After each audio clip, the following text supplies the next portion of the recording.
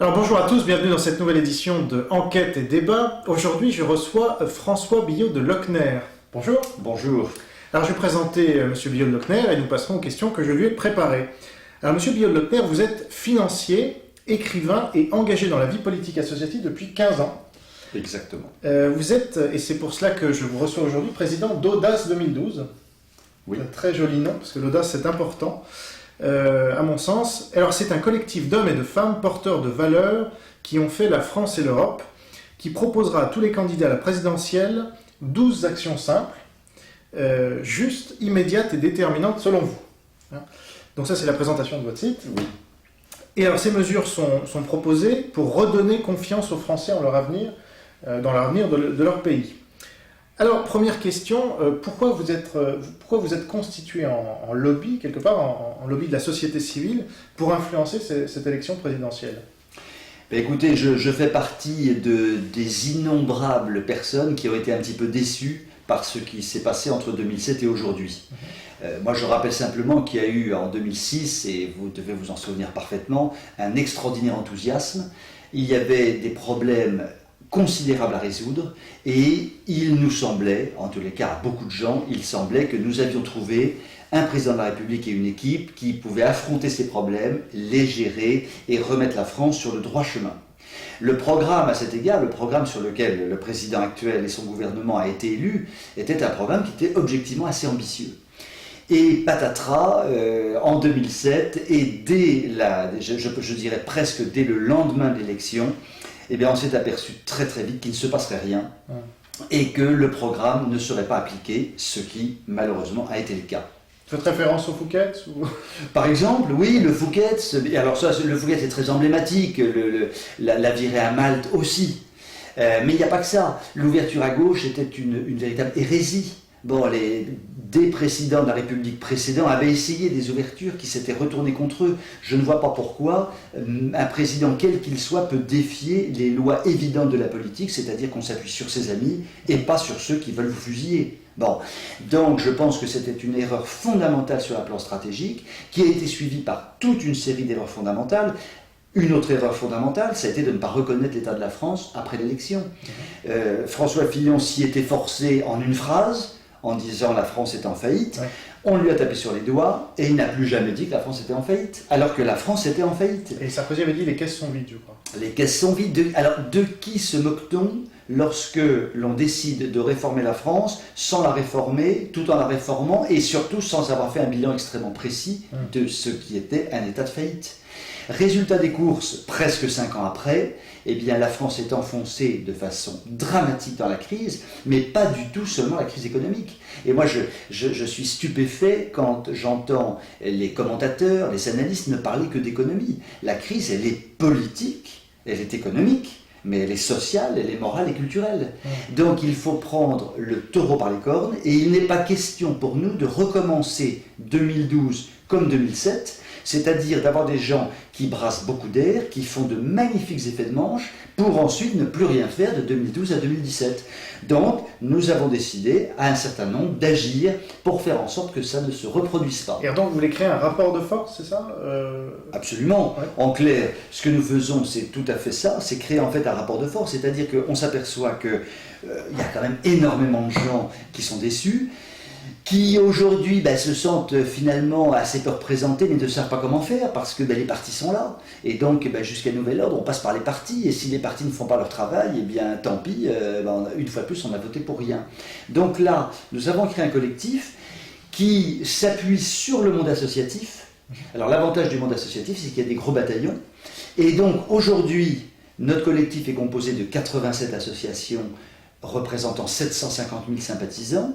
Je pense que nous allons arriver au million dans le courant du mois de décembre, et peut-être même avant, parce qu'actuellement... Vous pouvez citer quelques associations les plus grosses Alors non, nous ne les citons pas. D'accord. Voilà, alors simplement sur un point qui est important, parce que vous soulignez un point important, en fait les associations adhérentes ne souhaitent pas qu'on les cite. Donc moi j'ai pris cet engagement, parce que, pour une raison très simple, c'est qu'elles ont des vocations différentes, les unes par rapport aux autres. Elles ne veulent pas être amalgamées. En revanche, et ça c'est très important, c'est que je j'ai fait faire un constat d'huissier Ouais. sur les bulletins de soutien. Ouais. Et ce constat d'huissier est très clair, il dit qu'il y a effectivement, alors le constat d'huissier a été fait il y a 15 jours, donc il y a Ouais. 83 ou 84 associations représentant 695 000 sympathisants. Et j'espère que le prochain constat, on sera effectivement proche du million. Alors, oui, qu'est-ce qu'on entend par sympathisants? Ce ne sont pas des adhérents à jour de cotisation? Non, les sympathisants, c'est le réseau d'influence de l'association. Imaginez par exemple que vous ayez une association Ouais. avec 50 000 adresses email et vous envoyez une newsletter toutes les semaines. Ouais. Il est évident que les 50 000 personnes sont complètement associées à votre association. Donc c'est par ce biais-là, en fait, que l'on fait de la comptabilisation, D'accord. parce que c'est par ce biais-là, en fait, que les associations touchent les sympathisants. Alors notamment, ça peut être le mail, ça peut être un journal, ça peut être une lettre, ça peut être tout ce qu'on peut imaginer. Très bien. Et alors, vous présentez 12 mesures, hein, on l'a dit. Est-ce qu'on peut les regarder un peu dans le Bien sûr. détail? Parce que la première nous tient particulièrement à cœur, et c'est pour ça aussi que j'ai voulu vous interviewer, c'est que vous défendez la liberté d'expression. Oui. Mais comme on en parlait juste un peu avant de lancer cette caméra, on disait mais tout le monde est pour la liberté d'expression, et je cite souvent Libération, qui est ce journal de gauche, donc, qui le jour de la mort, du 30e anniversaire de la mort de Mitterrand, faisait un sondage pour savoir quelle était la première valeur pour les gens de gauche. Et c'était la liberté d'expression. Or, à mon sens, la gauche a vraiment mis tous les freins possibles à la liberté d'expression depuis 30 ans. Donc, quelle est votre position par rapport à la liberté d'expression? Alors, bon, d'abord, je partage tout à fait votre analyse. Je rajouterais que la droite n'est pas très favorable à la liberté d'expression. Oui, parce que la droite est peut-être de gauche. Alors, peut-être que la droite est de gauche, ça c'est possible. Mais ce qui est sûr, c'est que une des lois les plus liberticides votées sur les 100 dernières années est quand même la loi de 2004 qui a été votée, qui a été mise en route par Jacques Chirac lui-même, personnellement, qui a été développée par le gouvernement Raffarin et qui a été votée par la majorité de droite. Or, cette loi de 2004 est une loi profondément liberticide. Donc, quand je parle en mesure numéro 1 de rétablir la liberté d'expression, la mesure que nous proposons est l'abrogation pure et simple de cette loi de 2004 que tout le monde ignore. Vous parlez de la loi de 2004, même à des gens bien informés, ils ne savent pas. Or, cette loi est complètement liberticide. Dans cette loi, il y avait la fameuse création de la HALD, la Haute Autorité de lutte contre les discriminations et pour l'égalité, qui est une institution totalement liberticide. Alors ça, c'est pas moi qui le dis, c'est le Nouvel Observateur, journal de gauche. Ouais. Et quand la loi a été votée, Laurent Geoffrin, dans un éditorial du Nouvel Observateur retentissant, a dit « La France va se doter d'un outil unique au monde, mis à part dans les pays de dictature. » C'était quand même sympathique pour la France. Laurent Geoffrin comparait la loi de 2004 à une loi de pays de dictature. D'accord, mais Laurent Geoffrin, c'est pas non plus la quintessence de l'intellectuel aujourd'hui, enfin, selon moi, justement. Donc, est-ce qu'il y a d'autres arguments qui vous font dire que la loi de 2004 est la plus liberticide? Parce qu'on pourrait oui. vous citer la loi Guesso, la loi Pleven, enfin, il y a Absolument. beaucoup de lois qui... Tout à fait. La dérive a commencé avec Pleven, d'ailleurs. La loi Pleven, effectivement, dans les années 70, a été la première entaille. Bon, parce que finalement, la France vivait dans un système remarquable, où il y avait effectivement une défense des individus dans le cadre d'attaques à caractère violent, haineux, etc. Donc, le dispositif juridique et le dispositif pénal étaient parfaits. Et le malheureux Pleven, par un souci permanent, cette espèce de culpabilité de droite, oui, il faut encore plus protéger l'individu, a véritablement développé une loi liberticide. On ne va pas rentrer dans le détail. Les lois mémorielles ont été une entaille considérable supplémentaire. Parce qu'évidemment, si vous voulez nier demain le génocide arménien, est-ce que ça mérite la prison ou pas? Enfin, moi je pense, pour en avoir discuté avec des Arméniens, que ça ne mérite pas la prison. Je pense que c'est grotesque, mais ça ne mérite pas la prison. Et on en est arrivé à la fameuse loi de 2004 avec la création de l'ALD. Alors en quoi cette loi est liberticide? Alors d'abord, il faut savoir qu'elle a été votée dans des conditions invraisemblables. Aucune préparation, aucune audition sérieuse, une loi bâclée. Il suffit de la lire, d'ailleurs c'est évident. Moi je trouve que ça saute aux yeux, je connais par cœur le projet de loi, je l'ai étudié, j'ai discuté avec les intervenants de l'époque. C'est une loi un projet de loi qui a été bâclé dans sa préparation. Il a été voté en catimini, et le drame de cette loi, c'est qu'en fait, cette loi ne définit pas des mots qui sont pourtant assez simples, comme haine, violence, discrimination notamment. Et en ne définissant pas ces mots, laisse la porte ouverte à toutes les dérives. Et c'est ce qui se passe aujourd'hui. C'est-à-dire qu'aujourd'hui, vous voyez des gens attaqués en justice, mais pour une broutille. Et il ne faut pas oublier que cette loi prévoit de la prison. Il y a une judiciarisation du débat. C'est absolument affolant. Par contre, je ne voudrais pas qu'on passe tout notre temps sur... Parce qu'il y a 12 mesures, donc voilà. Donc là, la mesure, c'est abrogation de la loi de 2004, qui ne règle pas tout le problème, mais qui est une entaille au système liberticide dans lequel on s'enfonce. Vous voulez créer la bonne dynamique. Voilà. Très bien. Alors, deuxième mesure, réduire les inégalités sociales, qui serait contre, en effet. Mais souvent, là où il y a un débat, c'est que les gens de gauche veulent plus d'État, alors que les gens de droite en veulent moins. Absolument. Alors, vous dites définition, exécution d'un plan logement ambitieux. Est-ce que vous pouvez en dire quelques mots? Oui, une des premières grandes inégalités, c'est le logement. Il est sûr qu'une famille, quand elle est mal logée, on prépare le chemin, notamment pour les enfants, à la délinquance. Et tous les sociologues sérieux disent que le logement est une des conditions d'épanouissement des familles et donc des enfants. Donc ça, c'est une vraie inégalité sociale. Donc je propose un plan logement avec une construction de 700 000 logements, fait par la Caisse des dépôts, c'est neutre budgétairement. C'est pas l'État alors? Non, c'est son bras armé financier mais qui est autonome.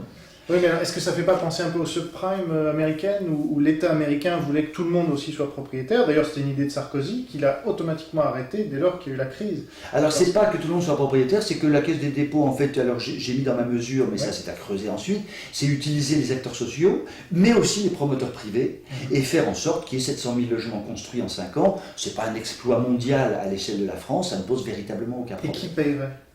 Ah ben si vous voulez, après ça, les gens ont des loyers, ça peut être bonifié ensuite. Alors là, c'est tout le système du logement social, évidemment. Mais en tous les cas, budgétairement, le coût serait extrêmement faible et l'avantage social serait énorme. Très bien. Deuxième point de cette lutte contre les inégalités sociales, mise en place d'un revenu minimum individuel de 400 €. Et alors là, indistinctement, vous ne faites pas de distinction entre ceux qui créent de la richesse, par exemple, et ceux qui n'en créent pas, ou quels sont vos critères? Alors là, donc, dans la mesure que je propose, c'est pour les majeurs isolés. Ah oui, pardon. Voilà. J'ai pas lu. Donc les majeurs isolés, clairement, vous voyez ce que ça signifie, c'est la population des SDF, ce sont les gens complètement isolés, ce sont des personnes âgées qui quelquefois n'ont plus du tout de ressources et sont totalement isolées. Donc c'est vraiment l'isolement qu'on essaie de combattre. D'accord. Voilà. Ceux qui n'ont vraiment pas le choix. Ceux qui n'ont vraiment pas le choix, exactement. Qui ne bénéficient, vous le précisez, Voilà. d'aucun revenu de travail Voilà. et d'aucune aide sociale. Exactement. Et alors à qui pensez-vous exactement? Parce que, bon, là vous l'avez dit, mais est-ce qu'il n'y a pas des effets pervers potentiels, c'est-à-dire je sais pas, un appel d'air à l'immigration non souhaité? Parce qu'il y a beaucoup de gens comme ça dans le tiers-monde aujourd'hui qui souhaiteraient bénéficier de cela. Est-ce que vous y avez pensé? Alors c'est pour ça que les mesures marchent ensemble. Il y a une mesure sur notamment la problématique de l'immigration. Et évidemment, tout ça marche un peu ensemble. Donc on y viendra. Alors on y verra tout à l'heure. Vous avez tout à fait. Troisième point, limitation des écarts de revenus au sein des entreprises. Alors est-ce que vous pouvez en dire 2 mots? Parce que, en 2 mots, si vous voulez, aujourd'hui les écarts au sein des entreprises, et notamment les grandes entreprises, sont un véritable scandale. Voilà. Pour moi, ça ne se discute pas. J'ai peut-être tort, mais en tous les cas, je ne changerai pas. Ça choque beaucoup de gens. Ça choque énormément de gens, à juste titre. Aujourd'hui, avoir des rapports de 1 à 400, 500, 600 entre le plus bas salaire et le plus haut salaire, c'est un véritable scandale. Un scandale social, économique, moral. Donc c'est un véritable scandale. Donc l'idée, ce n'est pas de dire de façon réglementaire et fait par l'État, la mesure consiste à dire que dans les entreprises, il faudra que l'échelle soit de 1 à 30. Alors pourquoi 1 à 30, pourquoi pas 1 à 15, pourquoi pas 1 à 50 bon. En revanche, il y a une obligation de discuter de ces écarts dans les conseils d'administration et avec les partenaires sociaux chaque année. Et je pense que c'est en mesure tout de même de rendre les grands dirigeants beaucoup plus raisonnables. Vous trouvez que ce sont eux qui sont déraisonnables et pas les syndicats, par exemple? Je trouve que les grands patrons sont totalement déraisonnables et je dirais suicidaires sur cette question. D'accord. Ils sont suicidaires, ils jouent très gros. Donc je ne comprends pas, parce que ce sont des gens intelligents, mais cette espèce d'égoïsme, égocentrisme qui a littéralement envahi la classe dirigeante, notamment sur le plan économique, est un véritable scandale. Donc arrêtons. Et est-ce que par ailleurs, parce que, bon, pourquoi pas, mais en même temps, il ne faut pas en faire des boucs émissaires, parce que ce sont des gens aussi qui ont d'énormes responsabilités, qui peuvent générer énormément de croissance, d'emplois, etc., parce qu'ils ont un certain nombre de manettes. Et donc s'ils agissent mal, ils peuvent créer énormément de chômage aussi et autres, donc c'est une lourde responsabilité. Mais je vois ce que vous voulez dire, hein, c'est-à-dire les parachutes dorés, etc. Les parachutes, oui, il n'y a pas que ça. Si vous voulez, vous avez raison, ce sont des gens qui sont aux manettes d'entreprises très importantes. Aujourd'hui, la responsabilité des grands banquiers est plutôt une responsabilité un peu négative. On ne peut pas dire que les grands banquiers, depuis 10 ans, aient rendu leurs établissements particulièrement florissants. Donc, de deux choses l'une, ou bien ça n'est pas leur responsabilité, mais à ce moment il ne faut pas les payer, ou alors c'est leur responsabilité, mais à ce moment-là, il faut en tirer les conséquences et notamment revoir leur rémunération à la baisse. Vous voyez, il y a une espèce, objectivement, sur un plan de la pure raison, on est aujourd'hui dans un système qui ne colle pas. Et des dirigeants banquiers très importants qui ont quitté leur banque il y a peu de temps avec des sommes considérables dans la poche et qui ont pratiquement coulé leur banque, oui, c'est vrai que c'est très choquant, ça commence à faire beaucoup. Mais est-ce que l'ingérence dans l'entreprise de la part de l'État est une bonne chose, malgré tout? C'est pour ça que ma mesure n'ingère pas l'État, c'est vraiment les conseils d'administration et les partenaires. L'État simplement réglemente une discussion obligatoire. Et je pense quand même que dans certains cas de figure, certains patrons auront un peu de mal à aller voir leurs partenaires sociaux et en disant écoutez, oui, on a un plan de licenciement de 3 ou 4 000 personnes, mais je voudrais quand même que l'écart de salaire entre le plus bas salaire de mon entreprise et moi soit de 1 à 700 ou de 1 à 400. Ça fait un peu brouillon. Ça peut rendre raisonnable. Très bien. Alors, autre mesure, garantir l'ordre public. Oui. Et alors là aussi, vous avez 3 points. Premier point, pour mieux prévenir les troubles à l'ordre public et privé, sera créée une garde nationale. Pourquoi ? Ah, une force auxiliaire. Oui. J'ai parlé de force auxiliaire. Sera créée une garde nationale composée de volontaires, de réservistes et de retraités des forces de police, de gendarmerie et de l'armée. Alors oui, là vous êtes... Sur le site, hein. Ah oui, mais alors... Il y a quelques jours. Ah bon, alors c'est que... Vous avez changé? Non, on n'a pas changé, mais c'est que sur le site, cette mesure-là n'a pas été réactualisée. Ah, pardon. Parce qu'en fait, le manifeste que nous avons sorti il y a quelques jours... On peut le montrer d'ailleurs. Voilà. Alors attendez, on va simplement... Ce manifeste parle d'une force auxiliaire. Voilà. Alors allez-y. Voilà. Alors la force auxiliaire, alors en fait c'est exactement ça. Hein. Cette force auxiliaire, elle est composée d'anciens, de retraités de la police, de la gendarmerie, de l'armée, et de volontaires qui ont envie de participer, j'allais dire, au service du bien commun, en étant totalement bénévoles et en participant effectivement à ces actions-là. Et vous voulez remplacer en cela le service militaire ou... Alors non, pas du tout. L'idée, c'est cette force auxiliaire, l'idée c'est de sécuriser le millier de zones de non-droit en France. Évidemment qu'on ne va pas envoyer les forces auxiliaires dans les zones de non-droit, mais on va mettre les forces auxiliaires notamment dans les commissariats derrière les ordinateurs, à éventuellement mettre les contraventions le long de la route, éventuellement réguler la circulation, mais mettre les vrais gendarmes et les vrais policiers, eux, là où il y en a besoin, alors qu'aujourd'hui, vous savez comme moi qu'il n'est pas rare de voir 10 CRS en train d'arrêter à la sortie d'une grande surface les femmes qui n'ont pas mis leur ceinture de sécurité. Alors, elles ont eu tort de ne pas mettre leur ceinture de sécurité. Je pense que les 10 CRS ont tort d'être là. Voilà. Il ferait mieux d'être ailleurs. Enfin, eux, ils font leur travail, mais disons que ceux qui les ont affectés là... Par exemple. Alors, deuxième point, pour que la justice soit plus efficace, les juges devront motiver avec précision toutes leurs décisions. Et c'est vrai qu'on a cette impression que les juges aujourd'hui sont un peu au-dessus des lois. Alors c'est paradoxal.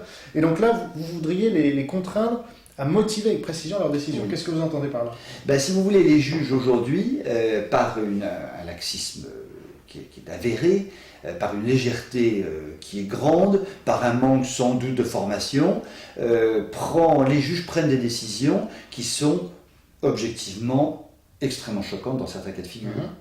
Donc là aussi, il faut qu'ils sachent quand même qu'ils ne sont pas au-dessus des lois, et donc ils doivent motiver leurs décisions, et ma foi, ils doivent pouvoir éventuellement être traînés en justice s'ils ont pris des décisions contraires au bien commun et à l'ordre public. Et alors ils motivent comment et auprès de qui? Ils motivent dans leurs attendus. D'accord. Il faut que ce soit très clair, et si on décide de libérer quelqu'un, on dit pourquoi, clairement, et de façon extrêmement détaillée. Pour qu'on ne dise pas, oui, mais on ne sait. Non, il y a des décisions importantes qui engagent la société tout entière, ça doit être justifié. Et en cas de faute, vous les traduisez en justice? Ils peuvent être traduits en justice. Par d'autres juges. Très bien. Un peu ce qui s'était passé avec Outreau et le... Exactement, mais que ce soit beaucoup plus un système de régulation qui devienne un véritable système normal. D'accord. Exactement. Alors, troisième point, pour que les délinquants purgent effectivement leur peine, seront créées 15 000 places de prison. Oui. Voilà. qu'il y a une grande urgence, Ouais. ça c'est évident. L'emprisonnement actuel crée la délinquance, tout le monde le sait. Il faut créer un système pénitentiaire qui soit digne d'un grand pays comme la France, en développant notamment le nombre de places pour éviter les entassements. Bon, 15 000, on m'a déjà dit, oui, 15 000 c'est pas suffisant, il en faudrait plutôt 25 000. Bon, mais moi je propose 15 000. Si déjà on en fait 15 000, ça sera déjà quelque chose. Est-ce que vous connaissez l'Institut pour la justice? Bien sûr, Voilà. oui, bien sûr. Alors cet institut, que vous connaissez peut-être via Enquête et Débat, puisqu'on vient de couvrir leur dernière conférence de presse, eux parlent de 20 000 places de prison, donc vous êtes assez on est proche, assez proche, oui. et ils motivent cette décision, enfin cette idée par le fait suivant. Ils ont fait travailler des experts, et selon eux, 20 000 places de prison, ça coûterait 600 millions d'euros à l'État, et ça en rapporterait 6 milliards, quand on prend en compte un peu toutes les externalités négatives dont on c'est parle. ça. Voilà. Alors là, Donc vous êtes d'accord avec ça? Ah, totalement d'accord avec leur chiffrage. Totalement d'accord avec leur chiffrage. Alors je ne sais pas si c'est 5 ou 7 milliards ou 6 milliards, mais l'ordre de grandeur est de toutes les façons parfaitement Ce serait un investissement validé. rentable de la part de l'État. C'est un investissement évidemment rentable, évidemment. Ce qui est important dans ces temps de Je dette. crois. Voilà, parce qu'on dit que créer des places de prison, ça coûte très cher. Mais... Oui, d'ailleurs, vous soulignez un point important, j'ai été tout à fait sidéré d'avoir lu dans la presse dite informée les chiffrages justement par tranche de 10 000, où on arrive à des chiffrages totalement farfelus. Je ne sais pas où ont été cherchés. Cette référence aux places de François Hollande pour les nouveaux professeurs, ou c'est autre chose? Non, Des pour places la de prison. construction de prison, où on parlait de dizaines de milliards d'euros, on ne savait pas très bien, Ouais. alors que c'est absolument pas ça, et l'Institut pour la justice donne les bons ordres de grandeur, ça c'est tout à fait clair. Très bien. Alors, autre mesure, cette fois pour réglementer la fonction publique. Hein, ça, je pense que c'est une urgence. Là, je parle pour moi, mais je vous rejoins. Alors, vous dites durée et cumul des mandats. Il n'est plus possible de se présenter à une élection au-delà de 75 ans. Et vous avez d'autres mesures là-dessus. Vous pensez vraiment que la fonction publique aujourd'hui dépasse les bornes, entre guillemets? Ben, je pense, alors vous allez peut-être énumérer les autres Vous mesures. voulez, Parce que- oui, peut-être. Oui, parce qu'elles sont Donc, toutes en fait alors, complémentaires. Très bien. Hein. Donc, il n'est plus possible de se présenter à une élection au-delà de 75 ans. Le président de la République est élu pour 7 ans et ne peut se représenter. Pour les autres élus, il devient désormais impossible de cumuler plus de 2 mandats, de se présenter plus de 2 fois et de façon consécutive sur un même mandat. Mais ce qui me dérange peut-être, bon là c'est un peu pour le bon mot, mais De Gaulle n'aurait pas pu se représenter en 65 alors. Parce qu'il avait déjà passé la date. Fallait-il qu'il soit présent compte tenu de la suite? Ah bah ça. Parce qu'il est parti quand même. Il a été élu démocratiquement. Non, mais je plaisante. Mais c'est vrai qu'il est parti par la petite porte et c'est bon, voilà. Au contraire, si Chirac était parti en 2005, moi j'en aurais été ravi, mais hélas, Oui. il a perdu le référendum et il est resté. De Gaulle est parti. Pardon. Allez-y. Oui. Non, vous posez le détail, je plaisantais, hein, parce que. Mais je crois que aujourd'hui, on a un système qui est extrêmement vicieux. On a donc un quinquennat renouvelable, 10 ans. Le premier quinquennat, et je pense que c'est une des raisons pour lesquelles on a eu cet extraordinaire attentisme pendant 5 ans, c'est qu'il faut préparer le second. Donc on ne fâche personne, du coup on fâche tout le monde, et on essaie de se représenter et on essaie d'avoir 10 ans. Je pense qu'une bonne élection, une seule fois pour 7 ans, permet vraiment aujourd'hui de prendre des mesures dans la durée. Il n'y a plus de problème d'être réélu ou pas, et ça permet. Alors vous allez me dire, oui, on a connu aussi les rois fainéants qui étaient à leur place, et qui, bon, là, il faut espérer quand même que les gens qui se présentent pour 7 ans et qui ont un programme, n'ayant plus une élection future et ayant un peu de durée, seront quand même des gens à la hauteur de la Mais situation. encore une fois, si la personne qui est élue pour 7 ans est la meilleure pour la France 7 ans après, avec l'expérience qu'il aurait eu, etc., on va s'en priver alors? Oui, je crois que c'est pas, à mon avis, se priver d'un deuxième septennat, c'est bien parce que l'usure du pouvoir est quand même un phénomène qu'on voit partout dans tous les pays. Je pense que 7 ans, ça donne un véritable tonus, une dynamique. On sait qu'après ça, la page se tourne, et je crois que un véritable souffle nouveau au bout de 7 ans, ça peut réenthousiasmer le pays. Et donc moi je suis vraiment très favorable. Je pense qu'un deuxième septennat endormirait forcément, et notamment celui qui a été réélu, qui se sera peut-être beaucoup donné la première fois, et puis qui du coup s'endormira, ou au contraire s'est un peu endormi la première fois, mais pourquoi se réveillerait-il la deuxième? Je ne vois que du gagnant-gagnant, si on parle comme les jeunes. Comme Ségolène Royal. Oui, qui est jeune. Qui est très jeune, très très jeune. Elle rajeunit de jour en jour, d'ailleurs c'est une rare exception parmi les Françaises. Alors, autre mesure, soutenir les familles. Mise en place d'un soutien aux familles par l'aide économique, l'aide à l'accueil de l'enfant à naître, l'aide morale, l'aide juridique. Ça fait quand même beaucoup d'aide. Moi, je sais pas si c'est une bonne chose, l'aide comme ça. Est-ce que l'État doit aider forcément, ou est-ce qu'il doit rendre les individus libres pour qu'eux-mêmes s'aident? Oui, alors, synthétiser chaque mesure, parce que... Non, parce que je peux pas tout ouais, dire, mais... Non, mais alors, l'aide économique... Ce sont quand même vos titres. Hein. Bien sûr. L'aide économique, elle consiste simplement à dire, en gros, l'aide aux familles est intouchable et doit être revalorisée chaque année du coût de l'inflation. Ça me paraît quand même la moindre des choses. N'oublions pas que la société, elle est faite d'abord et avant tout par les familles, qui sont la première société au sens noble du terme. Donc je pense que ça mérite quand même qu'au moins, non seulement on ne romme pas sur la politique familiale, sur le plan économique, mais qu'en plus de ça, on réactualise quand même chaque année les prestations. Parce que je trouve qu'aujourd'hui, les familles sont les héros des temps modernes. Il ne faut pas l'oublier quand même. C'est pas facile d'élever aujourd'hui des enfants dans le contexte actuel. L'aide, alors ça c'est pour l'aide économique. L'aide à l'accueil de l'enfant à naître. Alors l'aide à l'accueil de l'enfant à naître, ça me paraît fondamental. C'est qu'aujourd'hui, au nom de quoi l'État subventionne-t-il des associations dont le seul but, en gros, est de promouvoir l'arrêt des naissances si les femmes le souhaitent. Voilà. C'est le planning familial. Voilà. Au nom de quoi? Donc ce que je demande, c'est qu'il y ait la même aide qui soit donnée aux associations qui, elles, décident que l'accueil de la vie prime. Ça veut dire que ça serait rétablir peut-être la neutralité de l'État dans ce domaine. Par exemple. Donc la femme en question pourrait choisir vraiment elle pourrait choisir, absolument, et notamment le corps médical aurait le devoir, évidemment, de dire, attendez, vous avez deux solutions, vous voulez effectivement une interruption volontaire de grossesse, le planning familial est là pour ça, vous avez aussi les associations X ou Y qui vont vous dire le contraire, allez voir les deux. Là, il y a une inégalité absolument incroyable, et qui se traduit par le fait qu'effectivement, l'avortement a explosé en France. Ouais. Ou en tout cas, il est resté stable depuis 30 ans. Enfin, il n'a pas baissé, quoi. Il est passé de quelques dizaines de milliers à 250 000 tout de même. Alors, ça n'avait pas de chiffre avant. Si, tous les spécialistes aujourd'hui disent que c'était... Il n'y en avait pas 200 000 avant la loi? Non, il y a eu l'intoxication primaire. D'accord. Maintenant, si vous regardez les études faites par un certain nombre de spécialistes, on chiffre à 30 000. Alors, est-ce que c'est 20 000 ou 40 000, là encore? Mais on est dans ces ordres de grandeur. 30 000 avortements par an, et on est passé à 250 000. Ah oui, on est aujourd'hui autour de entre 200 et 250. Voilà, moi, j'avais 220. 220, exactement. Voilà. 220. Alors, aide morale.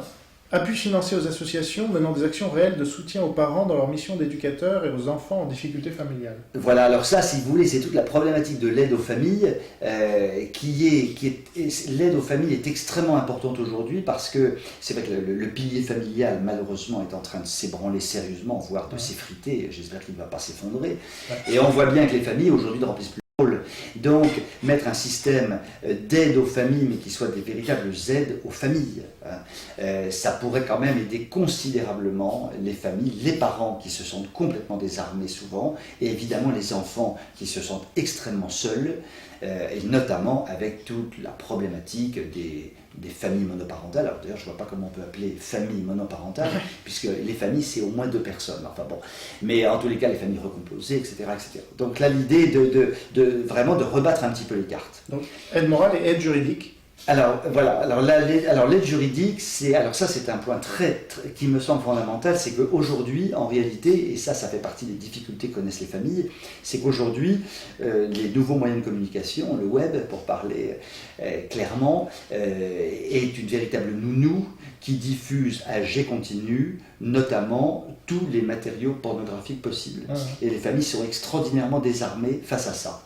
Or, chacun sait, en tous les cas, beaucoup de sociologues le disent, que c'est la déferlante pornographique emporte actuellement tout sur son passage. Et que les enfants, par exemple, qui sont évidemment la première cible de ceux qui promeuvent la pornographie, les enfants, non seulement, évidemment, baignent là-dedans, mais sont en train de détruire en réalité toute une partie de leur personnalité. Ça va même d'ailleurs jusqu'à la destruction physique. Puisque maintenant il est prouvé que la pornographie peut avoir des incidences physiques sur ceux qui en abusent. Or malheureusement, aujourd'hui les jeunes en abusent. Donc l'idée c'est de dire... De plus en plus jeunes. Et de plus en plus jeunes. Ah ouais. Donc l'idée est très simple, c'est de dire, écoutez, il y a un code pénal, il y a 2 articles qui disent que on peut réprimer très sévèrement tout ce qui est pornographie, et on le fait. Et alors encore une fois, je repose ma question du début, c'est-à-dire est-ce que l'État doit aider autant que cela, ou est-ce que son rôle ce n'est pas de rendre les choses faisables du point de vue des familles, enfin les libérer aussi par exemple de taxes qui leur permettraient Bien sûr. de s'aider elles-mêmes, en allouant elles-mêmes les sommes qu'elles veulent à du juridique, à du moral, etc. Alors, oui, mais alors, si vous voulez, par exemple, si on prend la pornographie, là, il y a quand même un code pénal. L'État est garant. Là, la loi doit s'appliquer. Donc. Voilà, et donc, moi, ma demande, c'est simplement que la l'État loi fasse son s'applique. travail. Ah oui, Exactement. d'accord. C'est tout, hein. Bon. Donc, vous voyez, c'est Mais une pas pour mesure. les autres, enfin aide économique et aide de la... Alors, si l'aide économique, c'est de revaloriser les allocations existantes, c'est quand même la moindre des choses, si vous voulez, de les revaloriser par le coût de l'inflation. Ouais.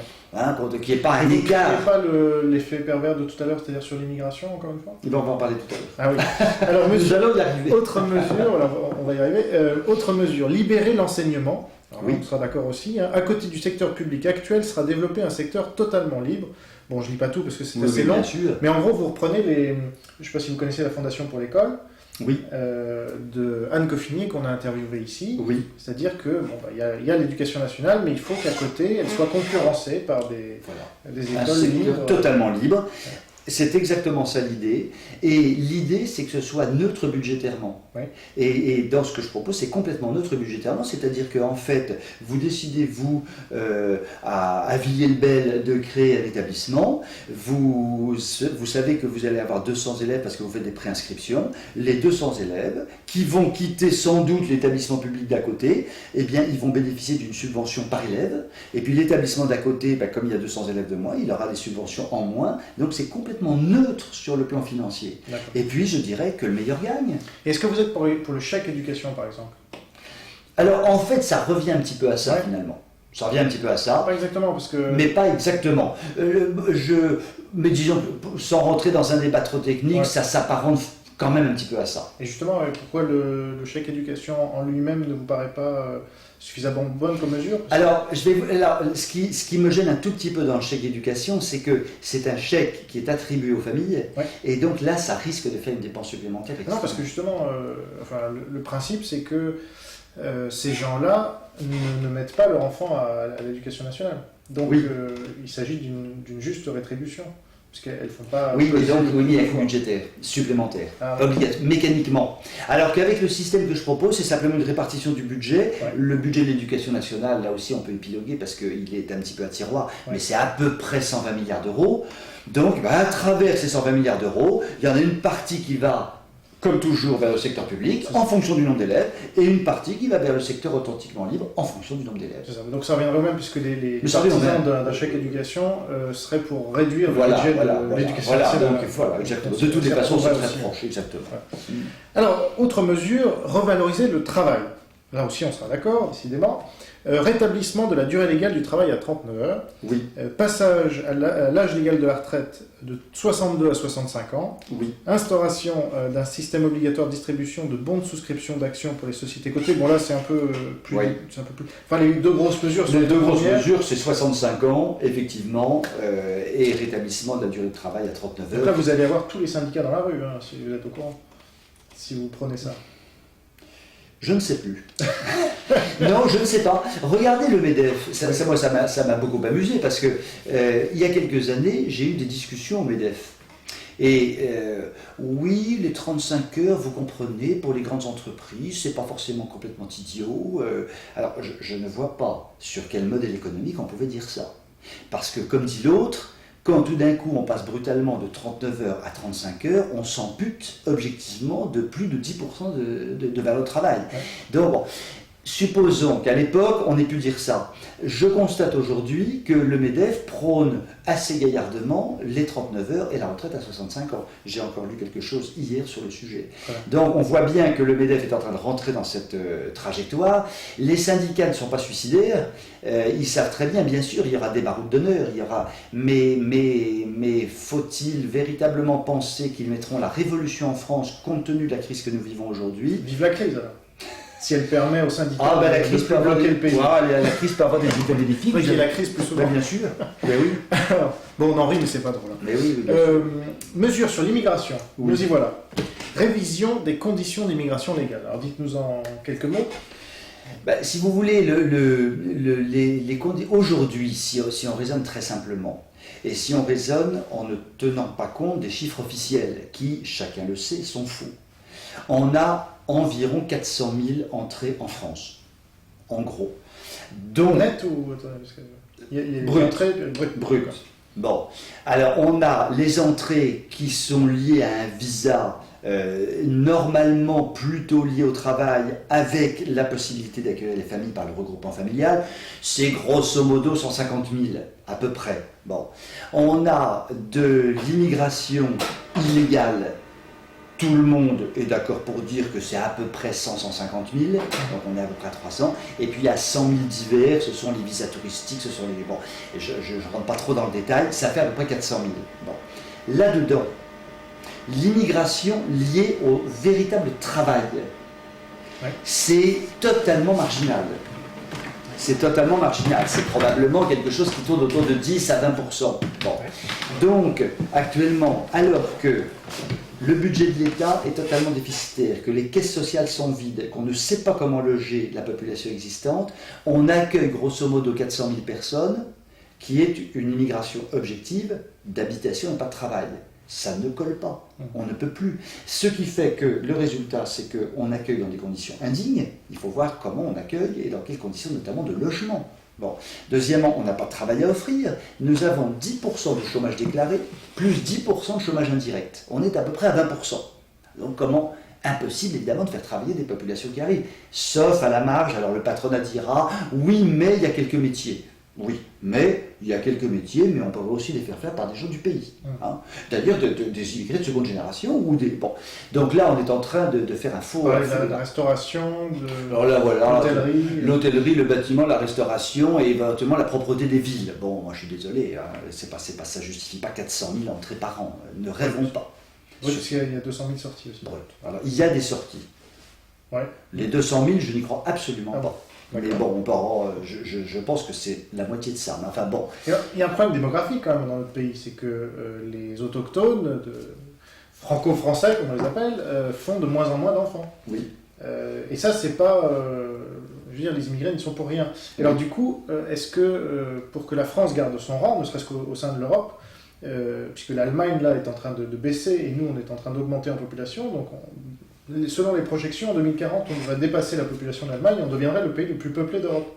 Est-ce que c'est pas une bonne nouvelle? Grâce à l'immigration, en grande partie. Ah ben, si vous voulez, l'immigration peut avoir des vertus extrêmes, des vertus extraordinaires, à condition qu'elle soit régulée, qu'elle soit maîtrisée et qu'elle soit suivie. Or, aujourd'hui, ça n'est absolument pas le cas. Regardez ce que nous faisons des populations immigrées. Nous les parquons dans des zones de non-droit, nous les parquons dans des banlieues qui sont quand même des banlieues extrêmement difficiles, avec donc des jeunes générations qui rentrent dans la délinquance extrêmement facilement. Il ne faut pas oublier que dans certaines communes de l'Île-de-France, au sein des ghettos, nous avons un taux de chômage chez les jeunes qui peut atteindre 50%. Bon. Donc on voit bien qu'on marche sur la tête. Mais selon vous, qu'est-ce qu'une bonne immigration? Parce que j'entends que vous dites qu'il y a une bonne immigration, mais comment vous la définiriez? D'abord, la bonne immigration, ça consiste à respecter l'immigrant. Bon. Or, l'immigrant aujourd'hui n'est pas respecté compte tenu de ce que je vous disais tout à l'heure. Moi, j'estime que c'est indigne d'accueillir des gens comme on les accueille, c'est objectivement indigne. Ah oui, donc l'immigrant, donc l'immigré. Enfin... Oui, ceux qui rentrent en France. Voilà, ceux qui rentrent en France, nous les accueillons extrêmement mal. Bon. Donc, la première chose à faire, c'est, oui, si on accepte qu'il y ait des gens qui rentrent, pour ne pas confondre les termes, au moins qu'on mette en place tous les outils pour les accueillir. Ça, c'est la première chose. La deuxième chose, il faut que ça corresponde quand même à un besoin du pays d'accueil. Aujourd'hui, nous sommes empêtrés dans des problèmes insolubles. Bon, les caisses sont vides, le budget de l'État est dans un état calamiteux. C'est parce qu'il est mal géré. Parce qu'il est mal géré. Ça n'a rien à voir avec les immigrés. Non, mais il est peut-être temps aussi de se dire qu'on ne peut pas aujourd'hui accueillir 400 000 personnes, qu'on ne peut pas faire travailler, qu'on ne peut pas accueillir sur le plan social parce que les caisses sont vides, etc. Parce qu'on aggrave le problème tout de même de la situation actuelle. Et notamment des immigrés qui sont actuellement en France. Parce que Donc je pense qu'il faut quand même avoir un minimum de bon sens et se dire qu'il faut absolument réguler, mais de façon extrêmement positive. Et vous placeriez un seuil à 100 000 brut ou 200 000 ou quelque chose qu'est-ce que vous feriez? Aujourd'hui, si vous voulez, s'il fallait vraiment sortir un chiffre, il est évident que autour de 100 000 serait un maximum. D'accord. Brut ou net? Parce que... Je raisonne toujours brut. Ah oui. Alors, parce que, oui. Oui, parce que le net, vous savez, les départs, je voudrais voir les chiffres de très près. Bon, je ne suis pas, oui, bien sûr. Je ne suis pas le seul à penser que les chiffres sont quand même particulièrement parcellaires et peu fiables. On sera d'accord. Voilà. Mais au moins, si on parle en net, ça veut dire que vous êtes pour que 100 000 personnes rentrent chaque année en France, en plus de ceux qui partent. Voilà. Qu'il y ait un solde net aujourd'hui compris entre 50 000 et 100 000, ça me semble jouable. Au-delà, ça me semble complètement suicidaire. Et vous ne faites pas de distinction entre des gens qui ont une culture très différente de la nôtre ou pas, ou carrément une religion spécifique ou pas? Pour vous, ça ne joue pas?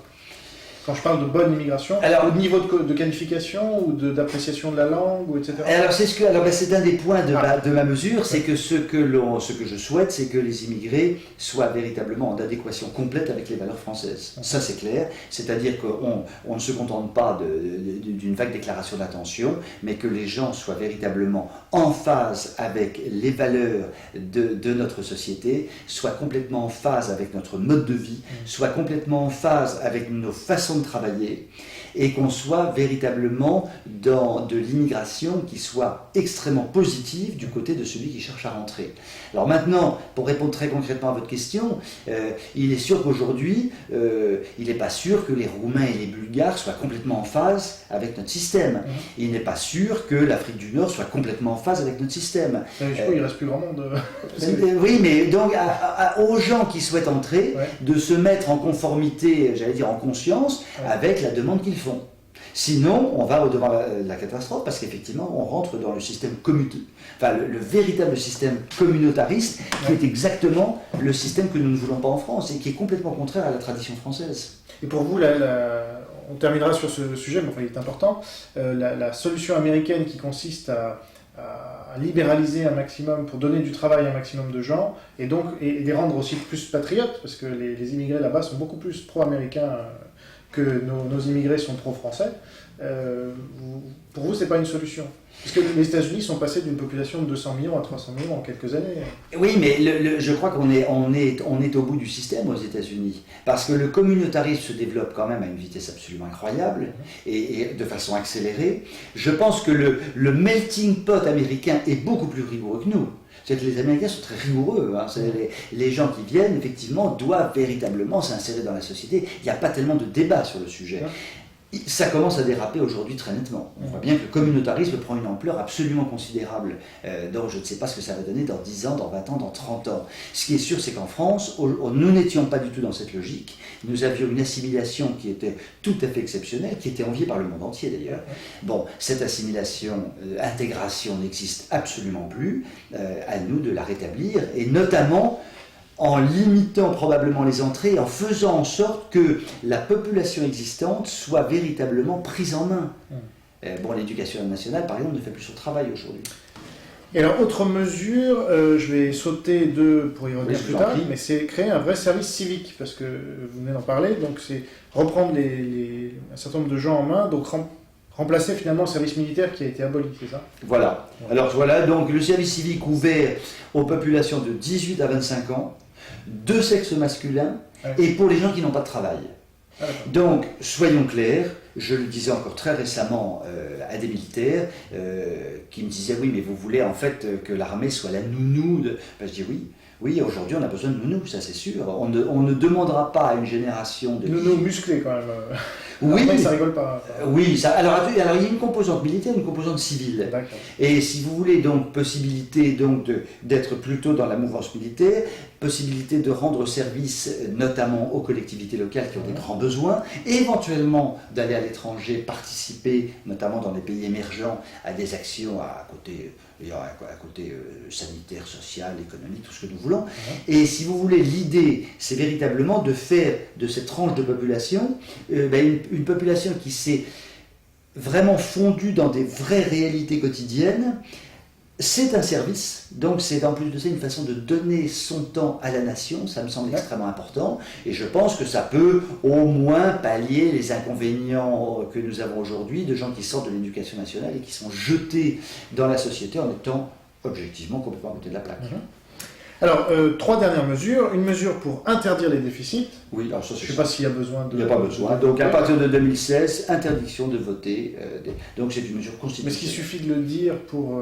Parce qu'à Maastricht, en 92, ils avaient bien dit, attention, on ne dépasse pas 3% du PIB, je ne sais pas quoi. Puis finalement, ils l'ont dépassé allègrement, et le fait de les interdire n'a pas empêché de les dépasser ici. Oui, mais d'abord, ce n'était pas constitutionnel. Ah, c'était pas constitutionnel? Non, c'était pas dans la Constitution. Et deuxièmement,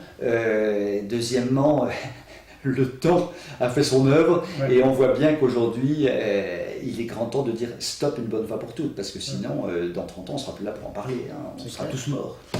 Et alors, 2 dernières mesures. Une mesure pour respecter la personne humaine. Bon, on en a parlé tout au long de ces mesures, mais là, celle-là est spécifique à la famille. Encore une fois, inscrire dans la Constitution que la famille composée d'un homme, d'une femme et de ses éventuels enfants est la cellule de base de la société, que l'État s'engage à la protéger, etc., etc., que chaque individu a droit à la vie et à l'intégrité physique, que la conception jusqu'à la mort naturelle, de la conception jusqu'à la mort naturelle, etc., et que toute forme de clonage humain est interdite. Donc ça, je dirais, c'est assez proche de la vision de l'Église, ou détrompez-moi? Je pense que l'Église ne me démentirait pas beaucoup sur ce genre de registre. Bon, je ne suis pas sûr que l'Église, alors si l'Église catholique sans doute, les protestants sans doute non, mais constitutionnaliser la famille composée d'un homme, d'une femme et des enfants, effectivement ça me semble complètement fondamental, mais je dirais que c'est complètement naturel en réalité. Et aujourd'hui, à qui veut-on faire croire qu'une famille composée de 2 hommes ou de 2 femmes est une famille qui correspond à une famille composée d'un homme et d'une femme? Bon, c'est évident que c'est pas la même chose. Et pour autant, vous ne voulez pas interdire le mariage homosexuel ou l'avortement, qu'on soit bien clair. Ah ben par définition, le mariage homosexuel est éliminé si la constitutionnalisation de la famille fait ça serait vous garderiez le Pax quand même ou... Ah ben le Pax c'est autre chose. Moi, ce que je ne veux en aucun cas, c'est d'un mariage effectivement homosexuel en mairie et qui soit un mariage équivalent à un mariage hétérosexuel. Parce qu'on ne peut pas rendre... Ce serait du relativisme. Bah oui, puis on ne peut pas rendre équivalent de choses qui ne sont pas équivalentes. Bon, c'est tellement évident que donc la constitutionnalisation de la famille me semble aujourd'hui complètement nécessaire, compte tenu effectivement des coups de boutoir qui sont livrés contre les familles. Et comme les familles sont véritablement le premier élément constitutif de la société, il est grand temps de dire les choses très clairement. Je crois qu'il n'y a rien de mieux que la Constitution pour ça, parce qu'au moins les choses sont définitivement dites. Voilà. Alors en même temps, vous êtes d'accord sur le fait qu'un homosexuel ne choisit pas de l'être, a priori? Alors ça, c'est un débat dans lequel je ne veux même pas rentrer, parce que si vous voulez, le débat n'est vraiment pas là. Le débat, il est dans un programme politique de dire... Voilà, un parti politique aujourd'hui qui se présente, un candidat à la présidentielle, son objectif c'est de faire en sorte que la Maison France puisse progresser et tourner de la façon la plus positive pour les 5 années qui suivent. Bon, dans ce cadre-là, les familles sont au cœur du débat avec les enfants, et les familles c'est forcément un homme, une femme et des enfants. Donc le reste, je dirais... Pour moi, c'est en dehors de ce débat. C'est autre chose. C'est du libre débat, comme on dit. C'est le libre débat. Alors, dernière mesure, et on y est très attaché ici à Enquête et Débat, c'est la mesure pour mettre en place le référendum d'initiative populaire. Alors, est-ce que votre modèle, c'est la Suisse, ou est-ce que vous verriez des aménagements particuliers? Je trouve que ce que fait la Suisse, c'est parfait. Donc, il est sûr que le référendum, aujourd'hui... En gros, pour faire très simple, quand vous voyez, vous avez vu le dernier sondage de la semaine dernière sur les institutions et la façon dont elles sont perçues par les jeunes. Non. Vous ne l'avez pas vu. L'institution, là, en qui les jeunes ont le moins confiance, c'est la classe politique. Et celle en qui ils ont le plus confiance, c'est l'armée. Bon, c'est comme ça. Et puis alors, vous avez tout un panel ensuite. Les médias ne doivent pas être loin de la classe politique. Les médias sont tout près de la classe politique. Ce sont les 2 derniers. Et on est à 15%, donc c'est absolument une bérésina. Bon. Ça veut dire quoi? Ça veut dire qu'aujourd'hui, on a une classe politique qui est complètement discréditée par rapport aux électeurs, jeunes, mais moins jeunes, puisqu'on sait aujourd'hui qu'en gros 80% des Français ne font plus confiance à la classe politique pour les gouverner. C'est quand même plus qu'inquiétant. Surtout qu'ils sont élus. Surtout qu'ils sont élus. L'armée n'est pas élue. L'armée n'est pas élue. Et je pense qu'en 1788, on aurait fait un sondage, on aurait eu 80% des Français qui étaient tout à fait favorables au système politique existant. Et il y a eu la Révolution un an après. Donc maintenant, quand on a 80% des Français qui ne sont pas favorables au système existant, ça pose un problème. Et ça peut mal se finir. Donc l'idée, c'est de dire il faut rendre le pouvoir au peuple. Et la meilleure façon de lui rendre le pouvoir, c'est de faire en sorte qu'effectivement, il puisse susciter des projets de loi et il puisse rentrer dans le débat politique par des référendums à la Suisse finalement. Ça marche très bien et à mon avis, ça évitera énormément de débats fourvoyés ou de débats qui n'auront jamais lieu. Compte tenu du système dans lequel nous vivons. Mais alors pourquoi en faire la dernière mesure et pas la première ou la deuxième, si c'est si important que ça? Vous savez que c'est souvent la dernière mesure qui est considérée comme la plus importante.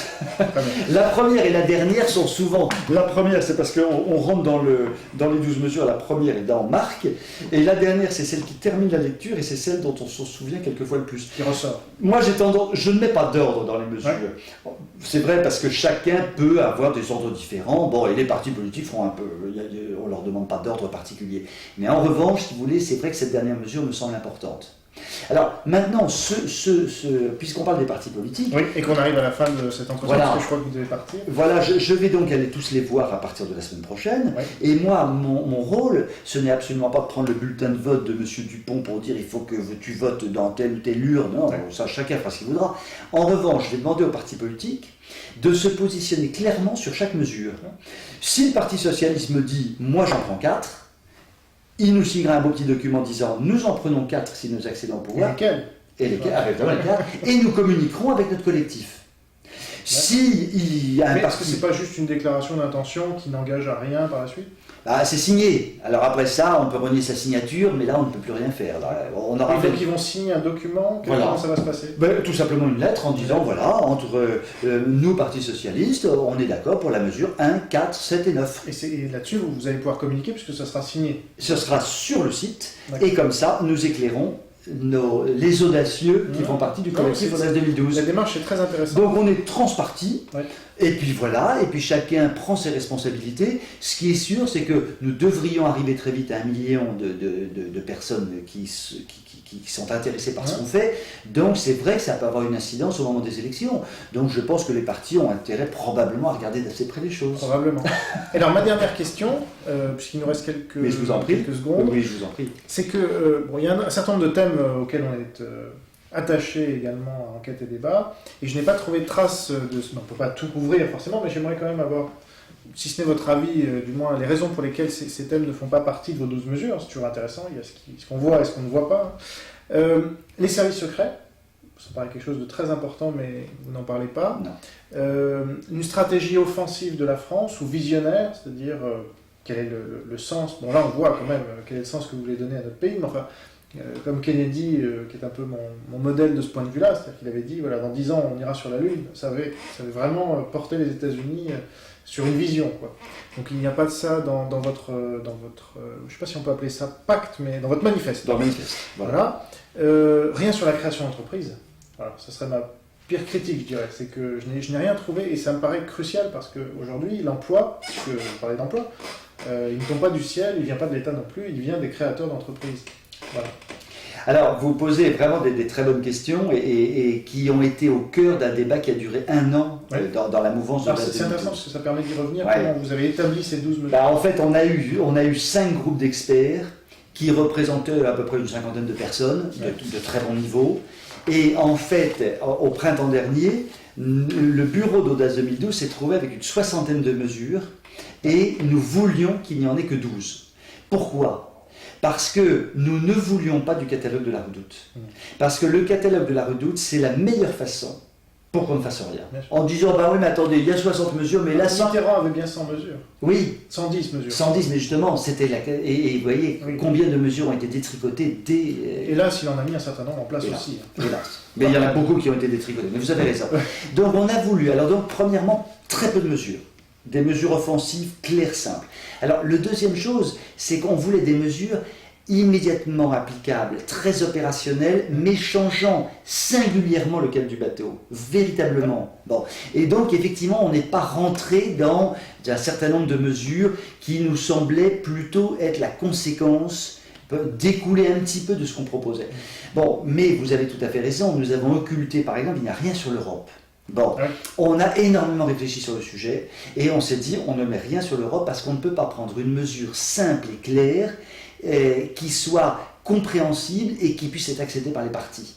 Donc on a essayé de faire... Alors maintenant la création d'entreprise, si on parle de ça, le volet de la création d'entreprise, j'ai un dossier sur la création d'entreprise qui fait probablement 10 cm d'épaisseur et il y a tellement de choses importantes dans la création d'entreprise, il y a tellement de choses à faire que je considère que ce sera de toutes les façons, évidemment, le travail de l'équipe prochaine de 2012 à 2017. Mais on ne l'a pas mis spécifiquement dans notre manifeste. On a peut-être eu tort, hein, mais il a fallu faire des choix. L'important, c'est que vous avez eu l'audace de faire ce manifeste. Et j'espère que cet échange vous a intéressé, si vous l'avez suivi jusqu'au bout. En tout cas, si vous êtes là, c'est que vous l'avez suivi jusqu'au bout. Merci à vous. Très grand merci en tous les cas. C'est très gentil à vous. Merci et j'espère que 2012 sera productif voilà, d'un nouveau cap. On va certainement se revoir dans cette année électorale. Très bien. Et puis on fera le point peut-être sur vos mesures et les partis qui les ont acceptées ou dans quelle mesure. Voilà, absolument. Avec joie, cher monsieur. Merci beaucoup. Merci à vous. À très bientôt. N'oubliez pas que la liberté d'expression ne vaut que si elle est partagée par tous. Et à bientôt pour une nouvelle émission d'Enquête et Débat. Au revoir.